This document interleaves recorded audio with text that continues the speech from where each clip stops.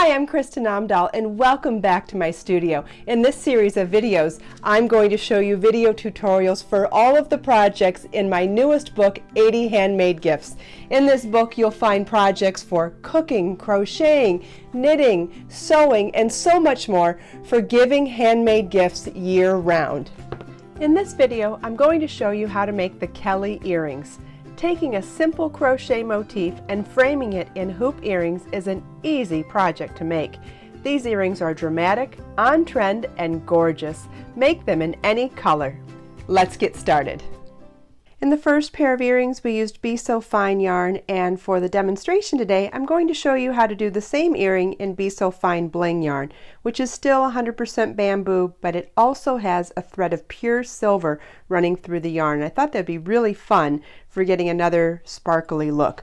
We're also going to be using a size C2 or 2.75 millimeter crochet hook, but please make sure you use whatever size crochet hook you need to achieve gauge. We want to make sure that our motif is just slightly smaller than the size of the crochet of the earring we're going to be framing it onto.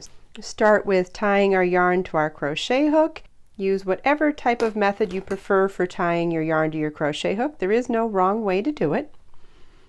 And we'll chain 5, slip stitch to the 5th chain from our hook to form a ring,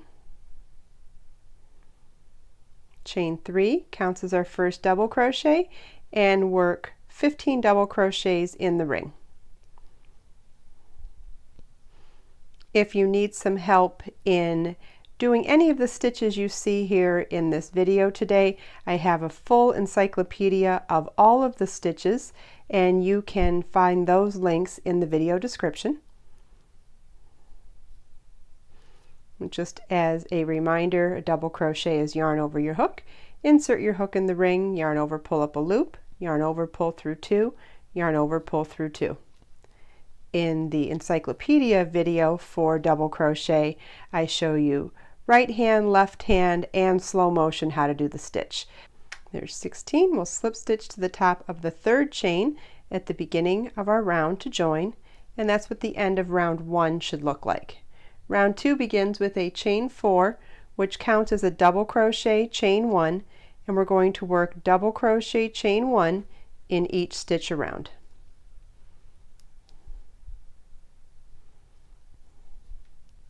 Okay, you want to slip stitch to the 3rd of the 4 chains at the beginning of the round to join, because that's the top of the double crochet portion of that beginning chain. And that's what the end of round 2 should look like. Round 3 begins with a chain 1 and single crochet into the same stitch. Chain 3 and single crochet in the next double crochet. Single crochet is insert your hook into the specified stitch, yarn over, pull up a loop, yarn over, pull through 2 loops on your hook. For a full detailed video on how to single crochet, please follow the link to my crochet encyclopedia video on how to single crochet. Now we're going to repeat chain 3, single crochet in the next double crochet all the way around. Okay, we're going to chain 3 at the end of our round and slip stitch to the first single crochet at the beginning of the round to join. That's the end of our motif. We're going to cut our yarn, fasten off,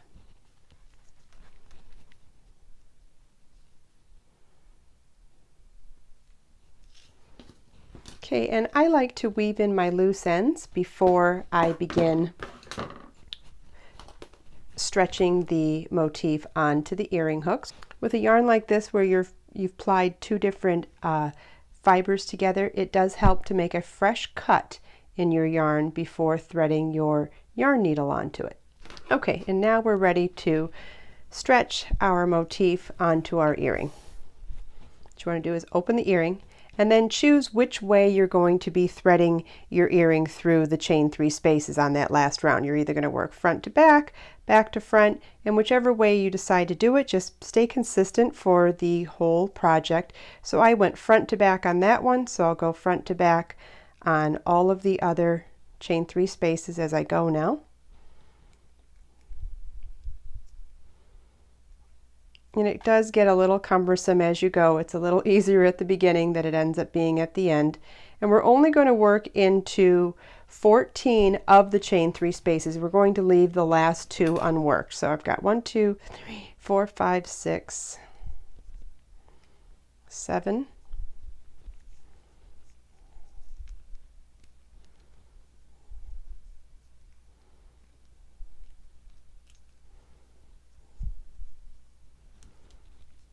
8,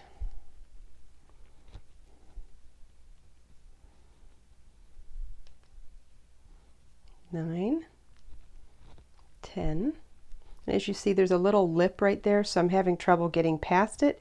It's wanting to snag on the yarn, so I'm just being extra careful when I come to that little lip on the earring. Okay, I believe we're at 12 now. You just want to take your time. Yep, and go back out if you have to. So you see we're starting to come around. Sometimes it helps to stretch everything out, sometimes it does not. You might just have to fiddle with it going back and forth.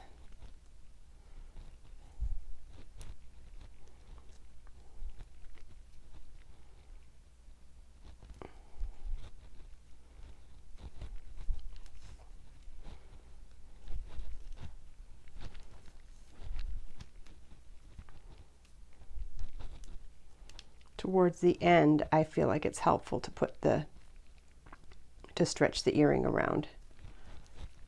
In the beginning, I don't find it helpful, and at the end, I do find it helpful. There, I believe we have an earring. Look at that. How adorable is this?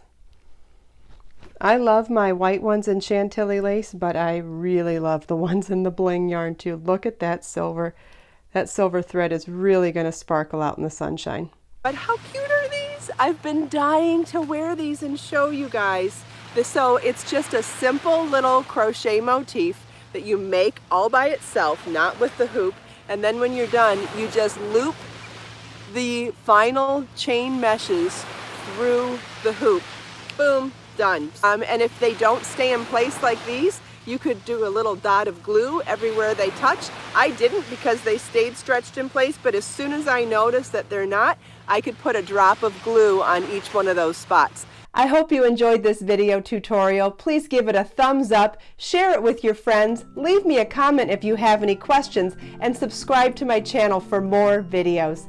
Let us make time to create, share, and inspire today and every day. See you in the next video.